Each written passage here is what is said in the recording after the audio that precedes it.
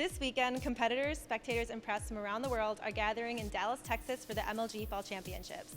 The ESFI crew will be covering all of the action this weekend. Before we begin, here are the top 5 storylines we are looking forward to the most. We've had some amazing underdog storylines this year. Who can forget Scarlett's performance in the IPL4 Open Bracket and Sub's performance at the MLG Summer Championship, granting him the Big Flex 4 Breakout Player Award. But this weekend at the MLG Fall Championship in Dallas, Texas, I think a new player will rise to the scene, and it's Gosu's Hwangsin.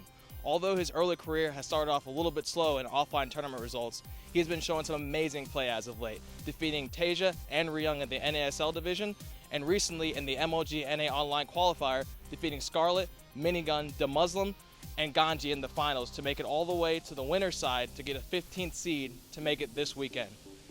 He's got a spot in group play, but he has a tough group. He's got Baby Knight, Grubby, Naniwa, the STC, and of course the ultimate weapon Flash. But I believe his name at the top of that list would be astonishing. Can Hwangsin make a name for himself at this event? I believe he can. With all the attention being focused on StarTale Life this weekend, I think there's another young Zerg project that's fallen by the wayside and out of the public's eye a little bit. I'm of course talking about FXO's Leenock. And I think there are 3 things that are going to allow him to win this tournament this weekend. The first thing is his win at WEM in China last weekend. He picked up $12,000 and a ton of confidence that I think is going to allow him to 4-0 his groups and win and get into the winner's bracket, no problem. The second thing I think is that he has this varied playstyle. At one time he can be a July Zerg. He could be turning on the Baneling and the Mutalisk aggression and throwing his opponents off balance. Or he could be TSL Symbol, macroing up, using his infestors to the best of his ability, and winning that way. The third thing I think he has is his obviously 63.10% average win rate in all matchups. That's insanity. The consistency and the great mechanics that he plays with are the things that allowed him to win MLG Providence last year from the open bracket, which is a grueling test of endurance. These 3 factors, I think, is what's going to make Leenock to be a competitor to watch this weekend. This is the last MLG event of the year, and there's a great mix of KESPA, GSL, and foreign players, which all adds to the excitement of seeing which Starcraft II Pro will end up on top. We have seen some exciting finals matches at the MLG Championships and the Starcraft II arenas this year already. MKP dominated the winter season by defeating DRG at the Winter Arena and again at the Winter Championship. The spring season saw DRG coming back from these losses by defeating Alicia, and the Summer Championship ended with Leenock triumphing over first. The Spring Champions was especially notable for MLG because they introduced the KESPA players in an invitational bracket.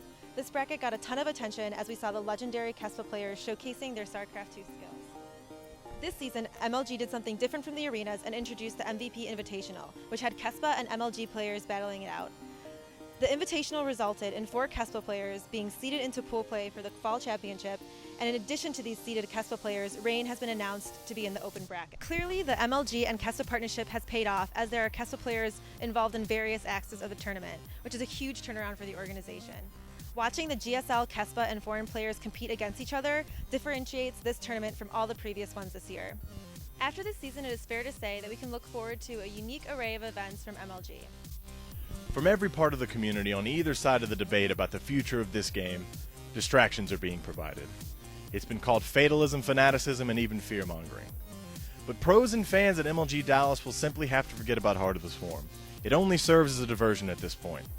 Speculation about the future success of the expansion has been wrapped in vitriol and shouted from countless TL threads and Reddit front pages.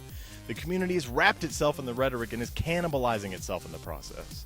But this is an MLG championship. Heart of the Swarm simply does not matter. Anything that isn't about the competition must be simply forgotten and erased from memory. The expansion could never be released, and in this moment, it simply wouldn't matter. Individuals constantly compare esports to athletic sports, football, MMA, golf. Make esports unique. Make esports the object of comparison by another community of fans, by another sport. Nothing like it has ever existed before. The history of esports is being written now. Will you be a fan that spent time speculating in threads, arguing with others, or will you show up? Will you witness it? Will you contribute? Watch religiously. Scream as loudly as possible, whether it's in Dallas, Texas, Kalamazoo, Michigan, Seoul, Stockholm, Shanghai. Watch religiously and scream as loudly as you can. Simply enjoy the game that you love. And scream. Don't forget to scream.